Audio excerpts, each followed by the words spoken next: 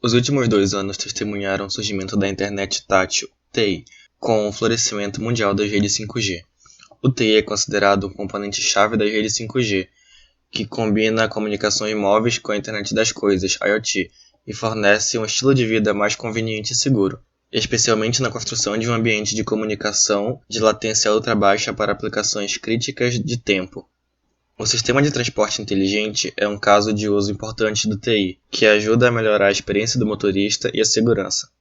A chave do ZTS é a comunicação oportuna entre veículo e veículo ou entre veículo e infraestrutura, que carrega todas as informações relevantes de segurança para mudança de faixa, freio de emergência, controle de congestionamento e prevenção de colisão. Numerosos pesquisadores da indústria e universidades têm feito esforços para encontrar arquiteturas adequadas para a ITS na última década.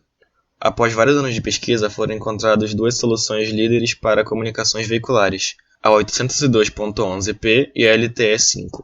O primeiro foi proposto pelo I3E, no entanto, ele tem deficiências inerentes ao protocolo da série 802.11. Por exemplo, baixa taxa de tolerância a erros, indicando degradação da qualidade em condições de alta densidade de veículos, por exemplo, 100 veículos por quilômetro. O LTE-5 foi proposto por provedores de serviços móveis chineses e fabricantes de automóveis, com o objetivo de adotar a infraestrutura de comunicações existente com modificações mínimas para comunicações veiculares. Do ponto de vista positivo, ele tem uma cobertura maior e suporte simultâneo para mais usuários, em comparação com redes 802.11p. Inevitavelmente, ele herda a deficiência da LTE, com atraso de comunicação relativamente longo induzido pelo protocolo de handshaking durante o acesso ao canal. Com os prós e contras das redes 802.11p e LTE, é possível aproveitar as duas e explorar os avanços de ambas as extremidades. No artigo, foram investigadas comunicações veiculares de baixa latência em redes híbridas LTE 802.11p, tirando proveito da infraestrutura de virtualização de redes da TI, gerenciamento de sinais de controle LTE.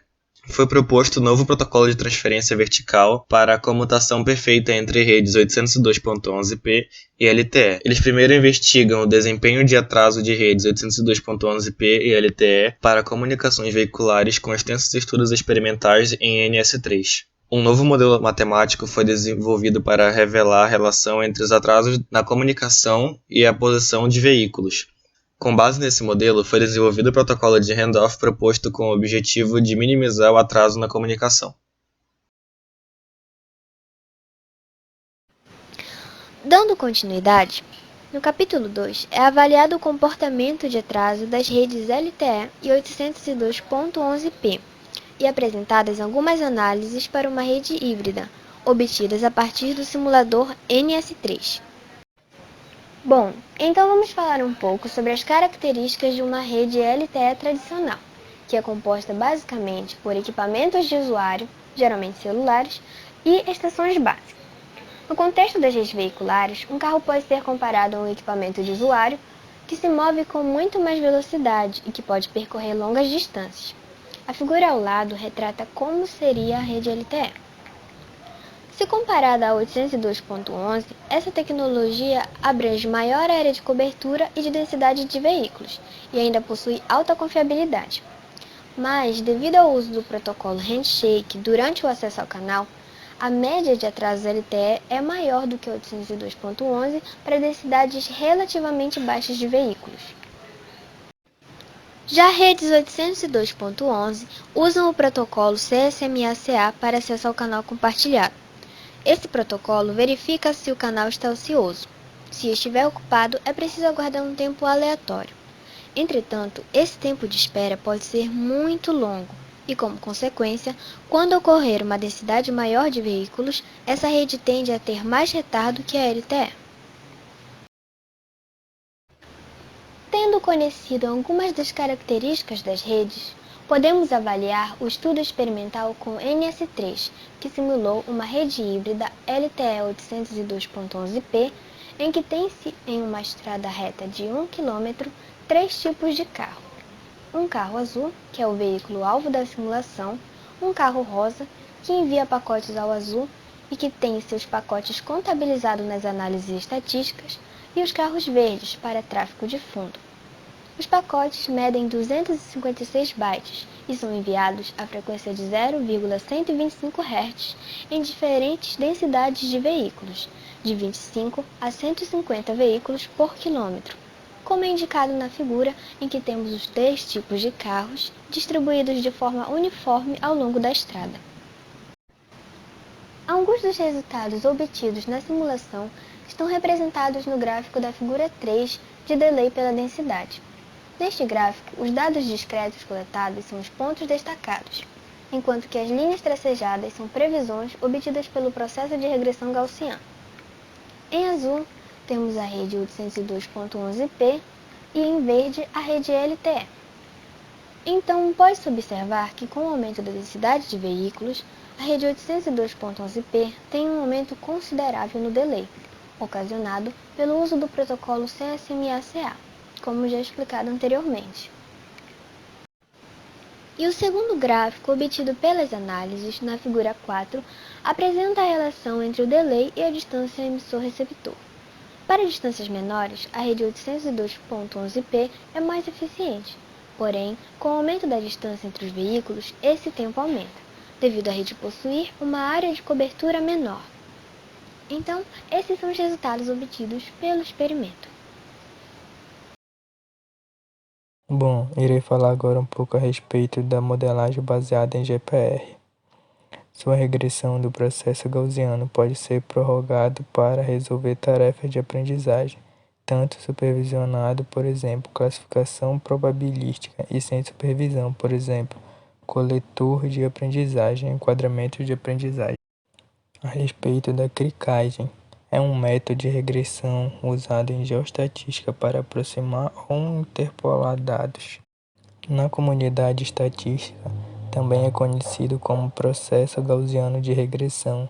A estimação com base em apenas um atributo insere-se no âmbito da cricagem. A estimação de um atributo à custa de outro atributo interfere-se no âmbito da cocricagem. Processos gaussianos geralmente são úteis na modelagem estatística, beneficiando-se de propriedades herdadas do normal. Por exemplo, se um processo aleatório de modelagem como um processo gaussiano, as distribuições de várias derivadas de grandeza podem ser obtidas de forma explícita. Tais grandezas incluem o valor médio do processo em um dado intervalo de tempo e o erro na estimativa da média usada a valores de amostra, de um curto intervalo de tempo. Falarei um pouco a respeito da característica do GPR. A regressão gaussiana do processo é uma classe notavelmente poderosa de algoritmos de aprendizado de máquinas, que, em contraste com muitos dos modelos de aprendizado de máquina de última geração, depende de poucos parâmetros para fazer previsões. Como o GPR é quase não paramétrico, ele pode ser aplicado com eficácia para resolver uma ampla variedade de problemas de aprendizagem, supervisionado mesmo quando há poucos dados disponíveis. Como outras técnicas e algoritmos de aprendizado de máquina, existem muitas interpretações da regressão gaussiana do processo. Aqui falarei sobre algumas. Uma delas calcula a distribuição posterior gaussiana multivariada conjunto de um conjunto de teste, dado um conjunto de treinamento, isso é, formalizado como uma amostragem de uma função de um processo gaussiano. E também interpola pontos no espaço de entrada dimensional, no espaço de saída. Sob certas condições, esses pontos interpolados previstos são combinações lineares de pontos existentes. E ainda prevê a média e o desvio padrão no futuro, dados o passado e o presente. Executa também a regressão em um espaço de recurso de alta dimensão parametrizado por funções de covariância, kernels semidefinidos positivos. Bom, agora irei falar um pouco a respeito do LTE, que basicamente foi desenvolvido para proporcionar maiores taxas de dados, latência mais baixa, espectro mais largo e pacote otimizados de tecnologia de rádio. Falarei um pouco também a respeito do padrão IEEE 802.11. É utilizado em redes locais sem fios. Utiliza a onda de rádios, frequência, a taxa de transferência e o alcance dependem do ambiente da antena e do padrão usado na camada física da rede.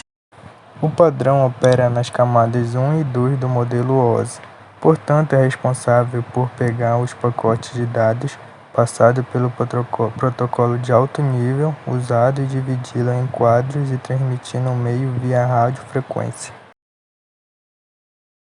Irei comentar um pouco agora a respeito da rede LTE. É uma tecnologia móvel de transmissão de dados que foi criado com base no GSM e WCDMA. A diferença é que dessa vez a tecnologia prioriza o tráfego de dados em vez do tráfego de voz, como acontecia em gerações anteriores, e isso proporciona uma rede de dados mais rápida e mais estável. Outra diferença que podemos citar é a diferença da quantidade de usuários pendurados na rede. 5 MHz de espectro permitem até 200 acessos simultâneos, praticamente o dobro das redes atuais. Irei falar também um pouco sobre a característica do padrão 802.11. Tem, entre outras, as seguintes premissas: suportar diversos canais, sobrepor diversas redes na mesma área de canal, apresentar robustez com relação a interfaces e oferecer privacidade e controle de acesso ao meio. Depois do protocolo 802.11, ainda houve várias tentativas em melhorar o protocolo. Na introdução dos protocolos, primeiro veio o protocolo 802.11, sendo seguido pelo 802.11b e 802.11g. A seguir veio o 802.11a, que oferece até 5 vezes a capacidade de largura de banda do 802.11b.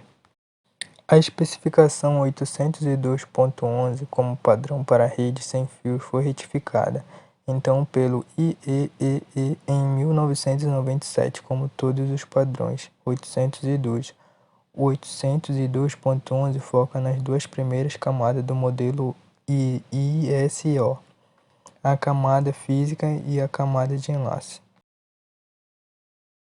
Agora eu irei falar sobre os capítulos 4 e 5 do artigo.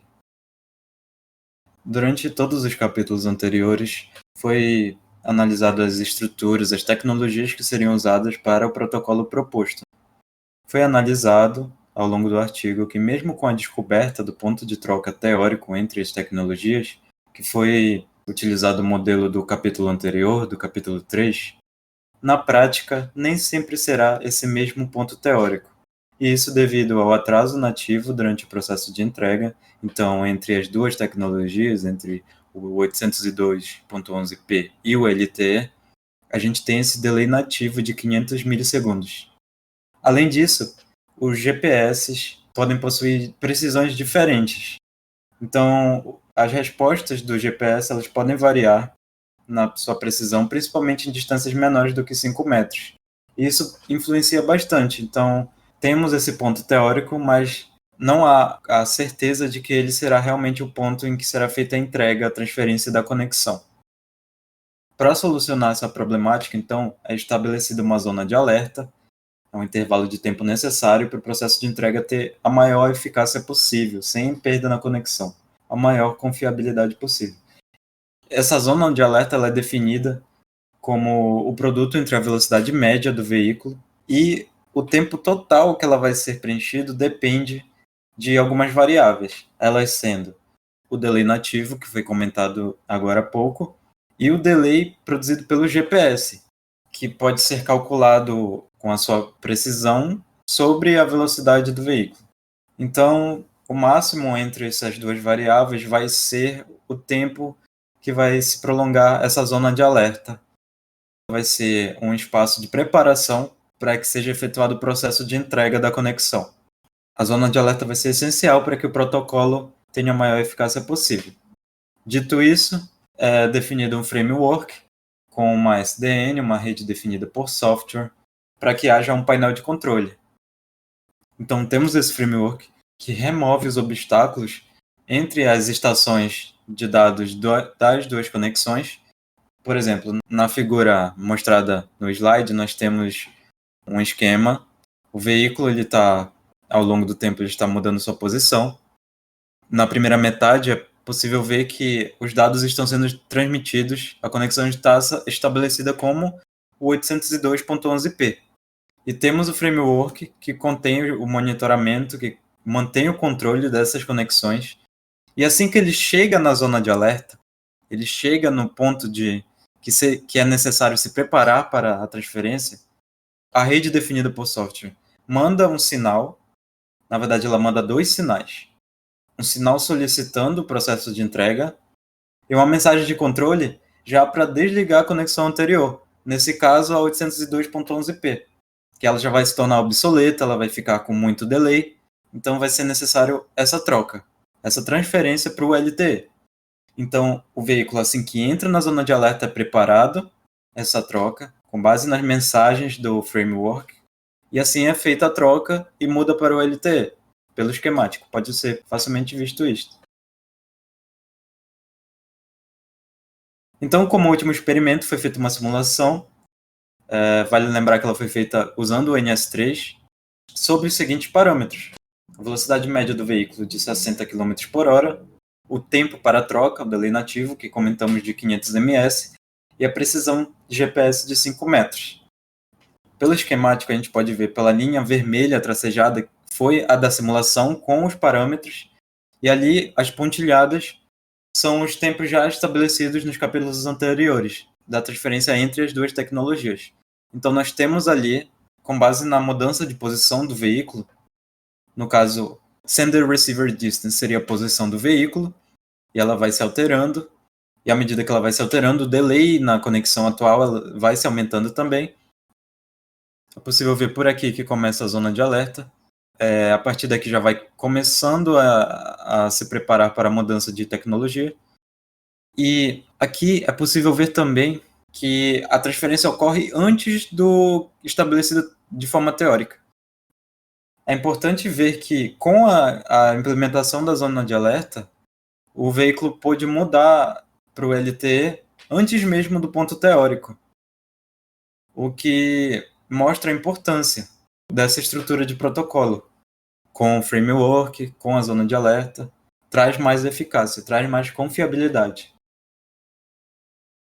Então, fazendo nossas considerações finais, a equipe pôde aprender diversos conceitos, aprender sobre várias tecnologias durante esse trabalho e também pôde estudar bastante sobre o artigo.